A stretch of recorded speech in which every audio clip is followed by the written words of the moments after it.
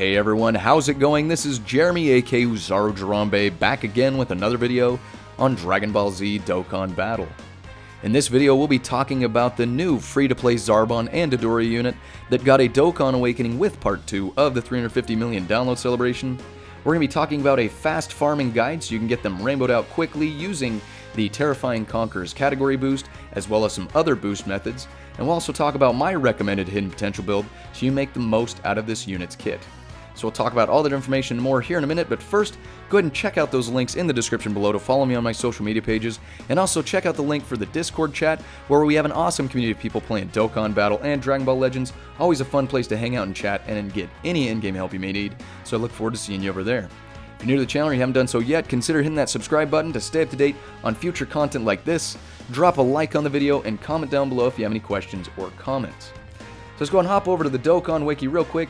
I just wanted to say, if you are also wondering about the new Int Krillin and Vegeta unit that was released with Part 2 of the 350 million download celebration, I'll put a link in the top right of the video right now, and I'll put a link in the description below. You can go ahead and click that and go check them out as well. I do a video just like this for them, so if you're wondering, you can go check them out. But let's go ahead and talk about the Zarbon and Dodoria here. So our event where we're going to get this unit is Ruler of the Universe and the Warrior Race Emperor's Intentions. So of course, you can see the farmable unit and medals for the Zarbon and his Awakening medals, and the increased drop is, of course, Terrifying Conquerors. So you're going to get the Zarbon from Stage 2, and you're going to get his Awakening medals from Stage 5. And if you go ahead and look here, so one of the cool things is, they did this with the Krillin and Vegeta unit as well. If you clear the stage once on Z-Hard, they do give you a free copy of the unit. So that's really nice because it makes the grind a little bit easier. You are guaranteed to get at least a copy of the unit, so that's kind of cool there. And then you can also see there are excuse me, 4 more Dragon Stones to be had with the missions here, and of course you're getting a Dragon Stone for each stage clear on this, so not too bad. You get a decent amount of Dragon Stones from the event and from leveling up and rainbowing out this unit, so definitely worth it. Let's go ahead and take a look at the unit themselves once they're Dokkan Awakened. Leader skill, Space Traveling Warriors category, keep plus 3 HP attack defense plus 50%. Super attack is going to cause supreme damage to enemy and lower attack. Passive skill, attack and defense plus 70%, plus an additional 10% with each attack performed up to 50%. So with 5 attack, every time they get an attack off, they get the 10% attack and defense, and so after 5 times you'll have that stacked. Plus, you get an additional attack and defense plus 50% when you have an ally whose name includes Frieza. This excludes Frieza's soldiers attacking within the same turn, and then they also are a support unit for Space Traveling Warriors, giving those allies key plus 2, attack and defense plus 20%.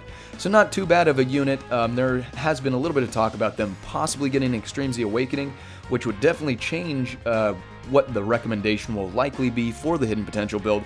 But as it sits right now, really there's a few things that I see here.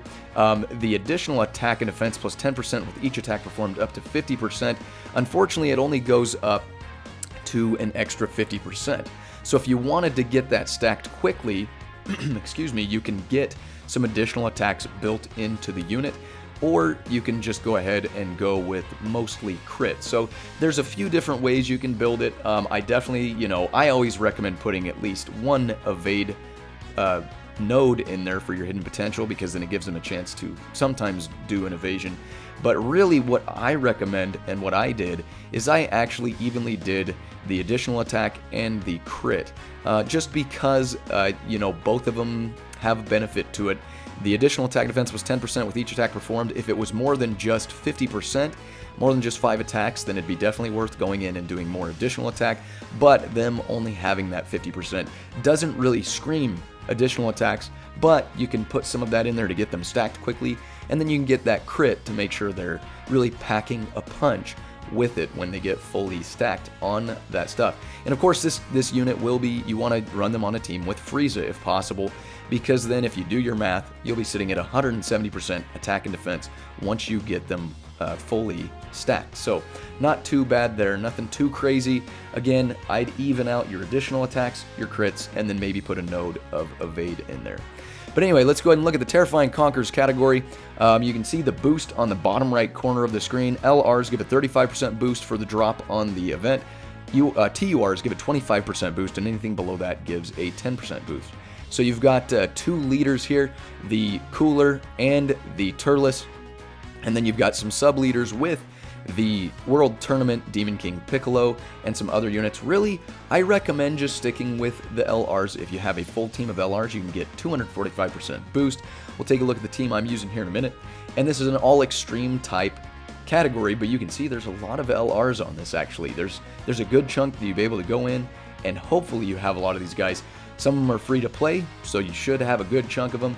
But even if you don't have 245%, I always say if you have anywhere between 150 to 200% boost, you should be good to go. Then you can see these other Terrifying Conquer category units that are TURs, quite a few of them actually.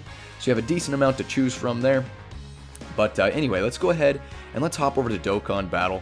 Again, Stage 2 is what we're on right here.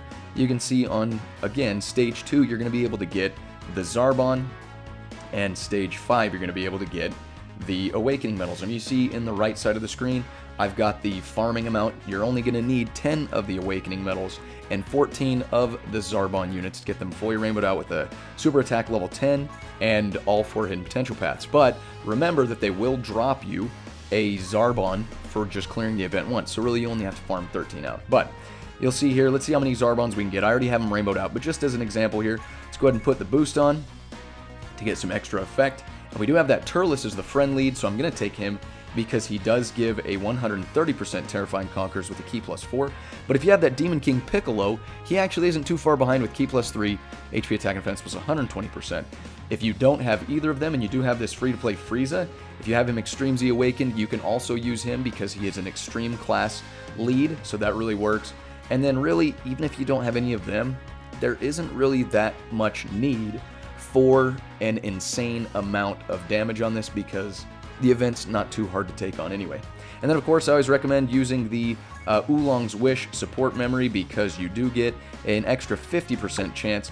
Let's see how much we can get here by taking on this event. Let's do this. And it's not going to be a very hard event for you to take on, so you should be able to go in pretty quick and get these guys farmed out as well as their medals. We're just going to do the stage with the unit here.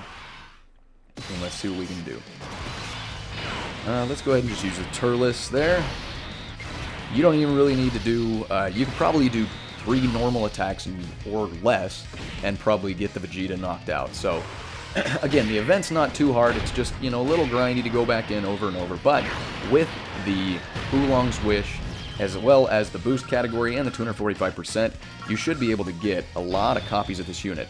Unlike the Krillin, I found the Krillin drop rate was pretty atrocious, at least for me and a few other people, but the Zarbon seems like he is pretty easy to farm out here. Let's go ahead and see just how many copies of the unit we're going to get with that one run.